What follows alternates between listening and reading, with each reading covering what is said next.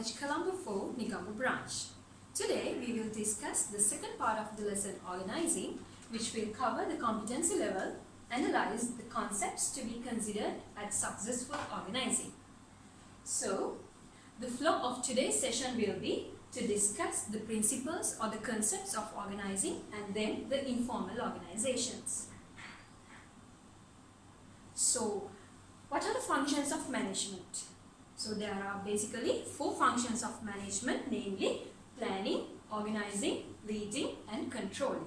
So, by now you all have completed the planning function, and from the last session we have covered a part of the organizing function. So, today we will cover the rest of the part of the lesson. So, we will complete the organizing function today. Before moving on to the theoretical aspects of today's lesson, let's have a look at the organization structure of St. Peter's College, Colombo 4, Negombo branch. Assuming that you all have a thorough understanding about the college administration, we will have a look at and let me explain you about a part of the structure which is relating to the education administration. So, who is at the top of the administration? It is the rector, and then the vice rector, and below that it is the vice principal, and then you have separate sections. The college has been divided into sections, right? The primary section, middle school, upper school, and then the A-level section. So for those sections, sectional heads have been appointed, and under each sectional heads there are grade heads which have been appointed from each grade. For an example, if you take the primary section, from grade 1 to 5 there are grade heads appointed, and under those grade heads you can find the class teachers. So look at the way how beautifully they have connected the top of the organization, the rector, and how it flows from the rector to the class teachers, right? Now, having that understanding in mind, let's move on to the theoretical aspects of today's lesson. The first organizing principle or the concept is the organizational structure. So, what is organization structure? It is a sketch. What is it? It is a sketch that is prepared so as to create an interrelationship among various sections or posts or various parts of an organization. So, what is an organization structure? It is a sketch that is prepared to create an interrelationship among various parts of an organization. Now, try to recall the example I told you before. It is the organization structure here in college. How beautifully they have divided the sections and how it is being linked or connected, right? So, how they have created an interrelationship among the various sections. So, organizational structure is the way that posts, tasks, authority and responsibilities are distributed and coordinated.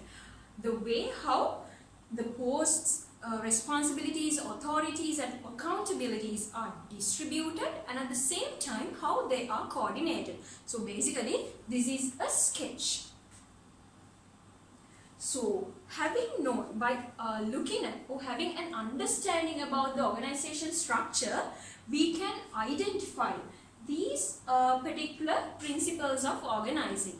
So we'll learn them in detail later. So we'll move on to the next principle of organizing, which is the organizational chart.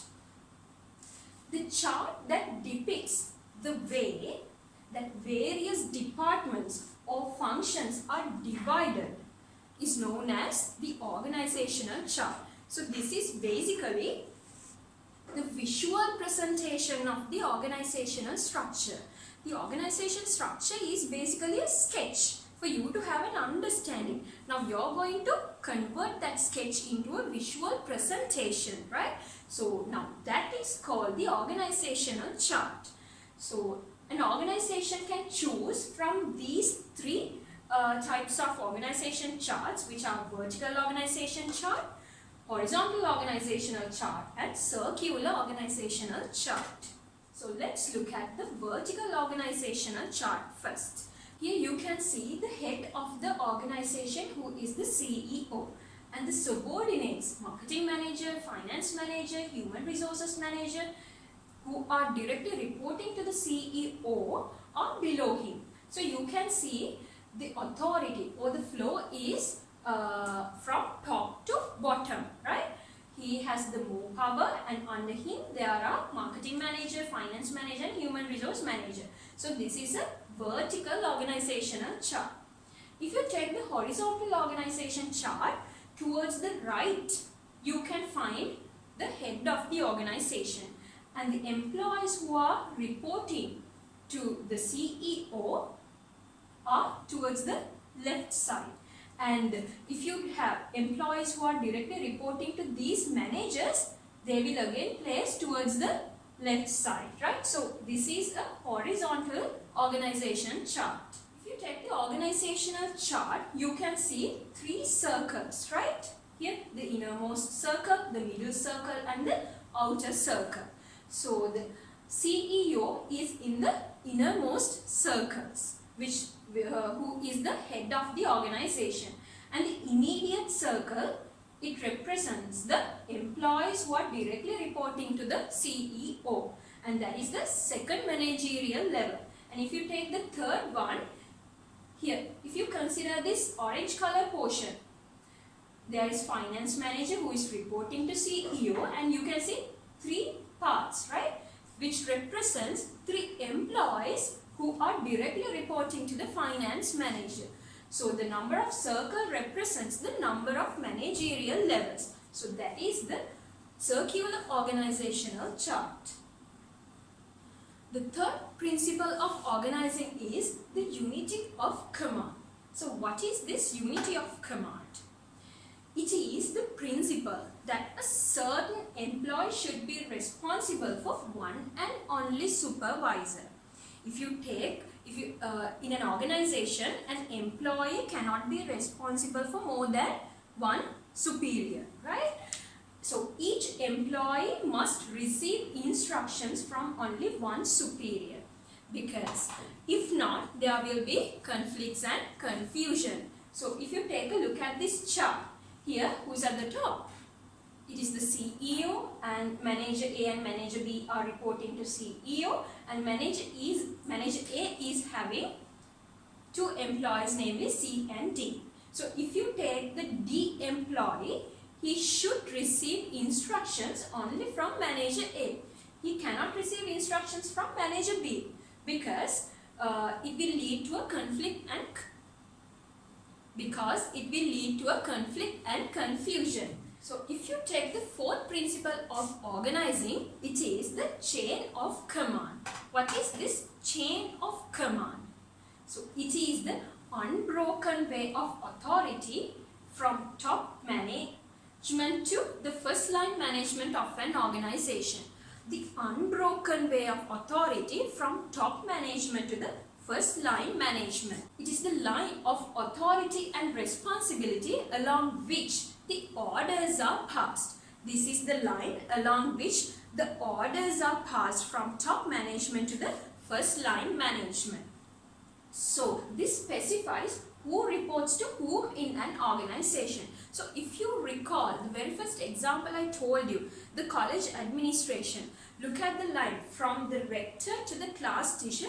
There is an unbroken way, right? No section has been left out, right? Everything is connected to a line where it specifies who reports to whom in an organization.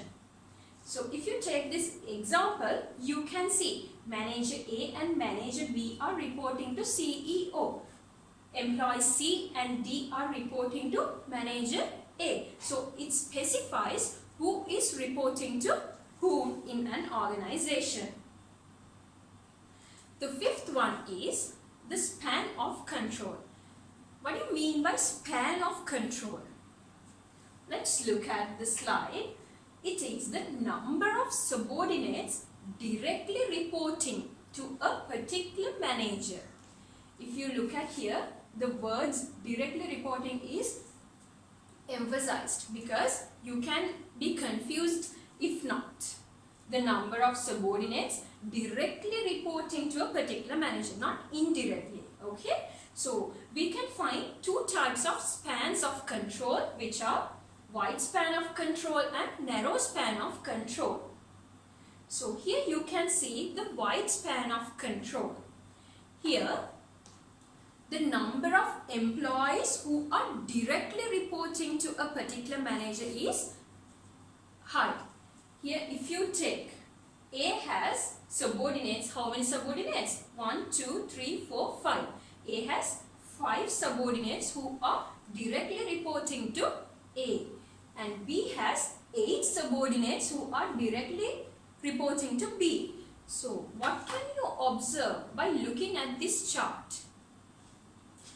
The number of subordinates who are directly reporting to a particular manager is very high, and apart from that you can observe that there are few managerial levels. There are less number of managers, right? So this wide span of control leads to a flat organizational structure because there are less managerial levels in the middle, therefore it leads to a flat organization structure. So what are the advantages and disadvantages of a wide span of control? Let's look at the advantages first, and the first one is lower administrative costs. What do you mean by that? Earlier I told you that there are less number of managerial levels. What do you mean by that? That means there are less number of managers. So there are lots of costs attached to a managerial position. They are having a good a package, an attractive package. They have good facilities and lots of allowances. So when there are lots of managers, the costs that are attached to those positions are also very high. When there are less number of managers, it incurs only a lower administration costs. The next one is faster decision making. So for you to make a decision, information has to be flowed from top to bottom, bottom to top, right? So when there are less number of managers, information does not have to pass through lot of people, right? So it fastens the flow of information, which ultimately leads to a faster decision making process. The next one is top managers are close to customers. So if you look at here, these are the first line management, and below them you can see they are the people who are directly dealing with the customers or with the production. Suppose it's a service organization. So if it is a service organization, these are the first line management who are directly dealing with the customers. So you can see CEO is more closer to the customers, right? So it is an advantage of the wide span of control. And the next one is higher employee freedom and enthusiasm. Here if you see, B is having 8 subordinates. So does he have time to control all the employees, to supervise all the employees equally? No. Then what happens? These employees are having more freedom, right? So they are enthusiastic about their job. What are the disadvantages? The first one is difficult to control employees. Right now manager B is having lots of subordinates, so it is very difficult to control the employees, and less contact between the manager and the subordinate. When there are more and more subordinates, it's very difficult to contact each of them equally. Some might be left out and some might be very well contacted, right? So the third one is less guidance, and the fourth one is difficult to provide training. For you all to provide training, you all first have to identify the training requirements of each and every subordinate individually, right? So what if you are not having a proper and intimate relationship with the subordinate? you can't identify the training needs, so which ultimately leads to lack of training being provided to the subordinates. The next one is the narrow span of control. So if you see here, there's a huge difference between the tall organization structure, which is here, and the previous one, flat organization structure, right? So if you take here, under CEO, there are two employees, namely A and B. And under A, there are two, namely C and D. And again under D, there are G and H. And again under the H employee, there are two employees, namely J and K. So if you observe very carefully, you can identify more managerial levels than was in the previous chart. So here you can see less number of employees who are directly reporting to a manager. So if you look at here, how many subordinates are directly reporting to manager A? Only 2, right? If you say 1, 2, 3, 4, 5, 6, 6 employees are directly reporting to A. That is wrong. That's why I emphasized it has to be the direct reporting. So only C and D employees are directly reporting to A. So G and H, J, K, these 4 employees are not directly reporting to A. So here you can observe a narrow span of control. So what are the advantages of a narrow span of control? You can find close supervision. Since the manager is having only a few number of subordinates, he can closely supervise his subordinates, and employees are strictly controlled. Yes, and more coordination between supervisors and subordinates. Sometimes in the wide span of control, since there are lots of employees, the coordination might be problematic, right? But here, since you are having only a less number of subordinates under one manager, under a given manager, you can easily coordinate all your tasks. And the next one is easy to give training to the subordinates. Yes, since you can identify what are the acute training requirements of your subordinates, you can easily give training to your subordinates. The disadvantages are greater administrative costs. As I told you, when there are lots of managerial levels, there are lots of managers, right? So it leads to a incur of greater administrative costs. Communication from top to bottom is difficult. If you look at here, if a piece of information has to be passed from bottom level to the top level, it has to go through this person, this person, this person, and reach the CEO. So what will happen? Sometimes the communication might not be that effective, since it has to go through lots of people. The next one is takes time to make a decision. So what will happen as a result of the difficulty in communication? It results in a slower decision making process. The last one is lower employee enthusiasm. Since the employees are tightly controlled and supervised, the employees are less enthusiastic. Number 6. The sixth organizing principle or the concept is power and authority. So what is power? Have you heard about the authority? Of course, we have discussed about authority from our last session. So, power.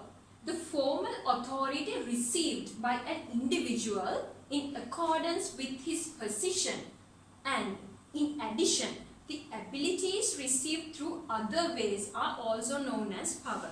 So, it talks about two things, right? The first one is formal authority received by an individual from his position, and in addition, other abilities received through other ways. So, power is not restricted only to authority, right?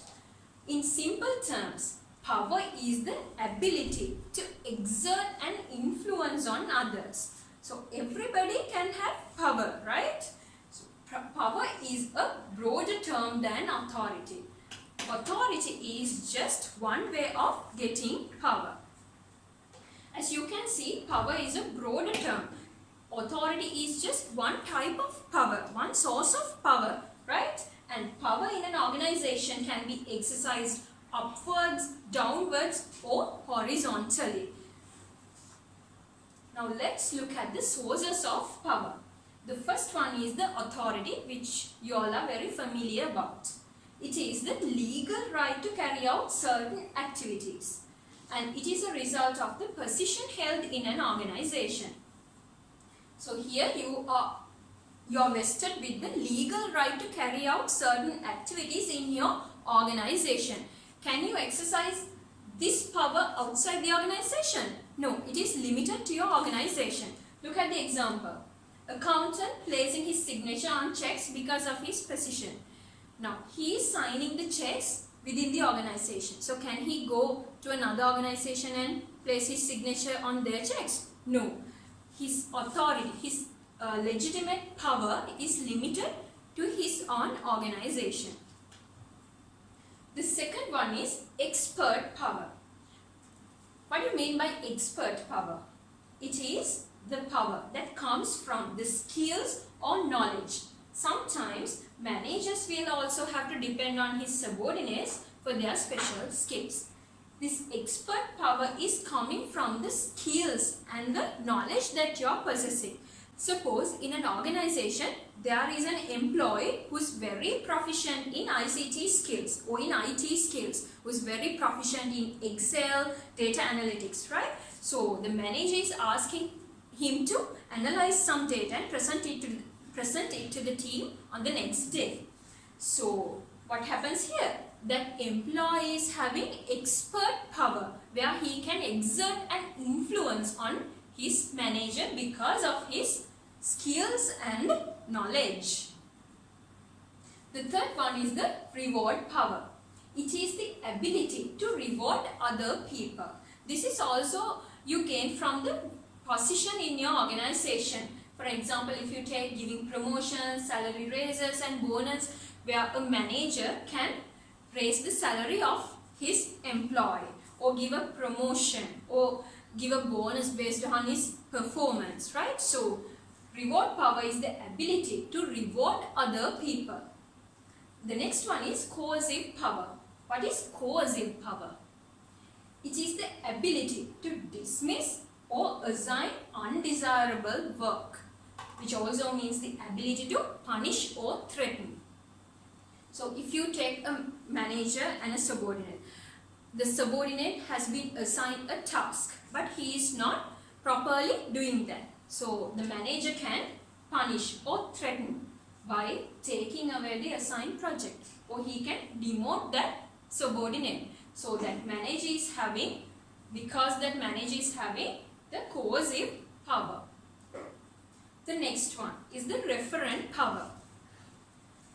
The person who has desirable resources or personal characteristics or popularity that make other people associate with that person possess the referent power. If a person is having attractive personality or the personal characteristics or popularity that make others associate him or interact with him, he is said to have the referent power. So, for example, you can take sports personalities or film stars. Suppose Kumar Sangakkara Mahela Jayawardena. He is convincing, he is appearing in an advertisement and convincing you to purchase a certain product. Will you be influenced? Of course, up to a certain extent, you will be tempted to purchase the product. But suppose if a random person coming out of nowhere appearing on an advertisement and asking you to purchase the product, is that the same influence? No, right? Because Kumar Sangakkara is a sports personality where we all like or respect. So there is a certain, that person, Kumar Sangakkara, can exert a certain amount of influence on you. So he has the referent power. So we identified 5 sources of power, which are legitimate power, expert power, reward power, coercive power and referent power. out of these 5, 3 sources are coming from the position you gain in the organization, which are the legitimate power, the reward power and the coercive power. Only the organization is giving you that power. Since the same way they are giving you, they can also take those 3 types of powers away from you. But if you take the expert power and the referent power, these are of course within yourselves, right? So nobody can take those powers from you unless you give them away. So the last concept or the principle we are going to talk about is the centralization and decentralization. So what do you mean by centralization or decentralization? Have you ever heard of those 2 terms? According to the way that the authority is vested, organizations can be recognized as centralized or decentralized. According to the way the authority is vested, an organization can be either a centralized organization or a decentralized organization. So if you take centralization, when all decision-making power is centered with the top management of the firm, that is known as centralization. Or in other words, when the decision-making authority is retained in the hands of the higher level managers. So if you take an organization, you know there is top management, middle level management and lower level management. So if the decision-making authority is all concentrated in the top level management and only inconsiderable amount of power or decision-making authority is given to other levels of managers, it is said to be a centralized organization. So what are the advantages and disadvantages of centralization?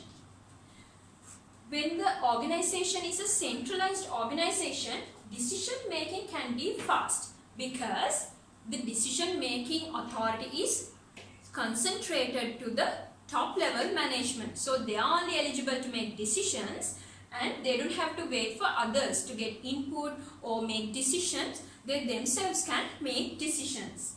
Having a unity in decision making. They are the ones who are always making decisions. So there is a consistency in decision making.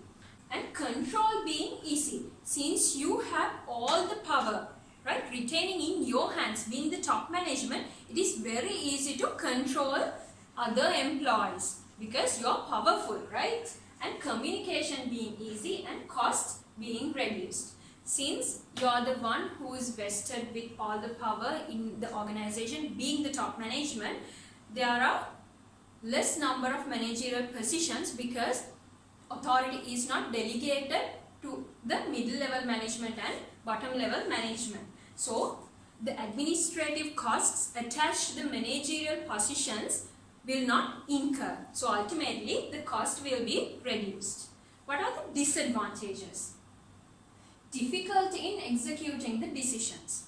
Now that is a huge problem because the first line management are the ones who are implementing or who are actively engaged in the execution of the decisions. So what if they are not engaged in the decision making process? Only the top management is making decisions. So no input is being taken from the lower level management, but they are supposed to implement. So the practicability of the decisions is also a question, right? So it is very hard to execute the decisions that are being made by the top management without even consulting or without getting input from the lower level management. Decreased employee motivation. Since employees are not delegated with authority, employees are not motivated, right? And the increased employee dissatisfaction. Definitely when the employees are not motivated, they are dissatisfied with their job. And the next one is minimizing the chances of very successful decision making. Sometimes the employees in the top level management might not possess expertise in all the areas, right? They might not be experts in all marketing, HR, supply chain, production, right? So if you are not making the middle level managers engaged in the decision making process, you are not consulting the experts, right? Those who are actively engaged in the areas like HR, supply chain. So you will lose the chance of making successful decisions. The next one is decentralization. When the power of decision making is assigned from top management to the first line management, it is known as decentralization. In other words, pushing down the decision making power throughout the organization to middle and lower level management. It is called the decentralization. So let's look at the advantages and disadvantages of decentralization.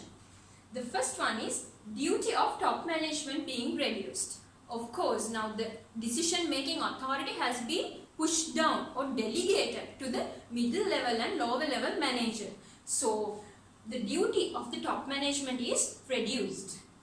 Ability to make quality decisions. Definitely, because the experts of those particular areas, suppose supply chain, HR, finance, marketing, they can make quality decisions because they are actively engaged in their area of expertise. Ability to implement decisions easily. Since you are given the authority to the lower level managers also to make decisions, they can get good input, quality input to make the decisions. So where you can implement quality decisions very easily. Subordinates being developed. Suppose if you are not given any chance to make any decisions, will you be able to develop yourselves? You might make mistakes, but over that you need to learn. Suppose if the top management has retained all the power without delegating any authority to the lower level managers, the subordinates will not learn anything new. They will only confine to their routine tasks. So here, when the delegation is happening, the subordinates will be delegated with some decision making authority, so they can develop themselves. The next one is employee motivation being increased. Once you are being delegated with authority, you will be motivated and employee satisfaction will be developed. Definitely, when you are motivated, you will be definitely satisfied. Let's look at the disadvantages. Decision making being late. Of course, when you have delegated the authority to lower level and middle level managers, the information has to go through so many number of people, so many number of employees, which ultimately slows down the decision making process. The next one is high cost. When you have delegated authority, which means you are creating more managerial positions. Definitely that is leading to more administrative costs. So now we have talked about certain concepts that we can observe by looking at the organization structure or the chart. But there are some concepts or principles which we can't identify or which we can't understand by looking at an organizational chart. That is the skills or the qualifications of managers. You can identify managers, but can you figure out whether this manager is qualified enough? What are his skills? No, right? You cannot identify those skills and qualifications of the managers. And the next one is the degree of authority, the degree of responsibility, or the degree of accountability. Of course, you can identify that the delegation. When there are several managerial levels, you can identify that the authority has been delegated. But can you figure out the amount of delegation, the amount of authority that has been delegated? No, right? You cannot identify that. Just like that, you cannot identify these informal organizations. What are informal organizations? They are some formations that are automatically created within the formal organizations based on the closeness of the interrelationships among members. Now, even in a class, suppose in your class, there are groups of friends, or we call it cliques. Same like that, even in organizations, in one particular department you can find several groups of people. They might chit chat, right?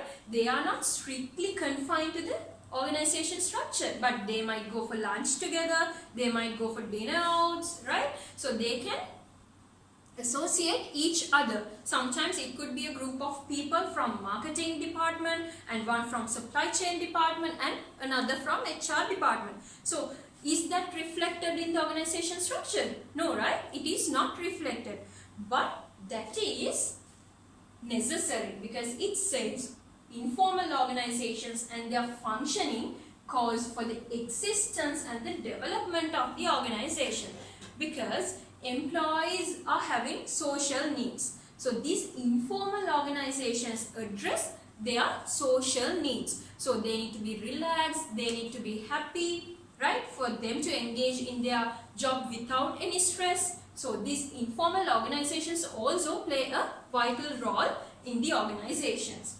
Therefore, the arms of informal organizations and the way they are related to the arms of formal organizations should be inquired.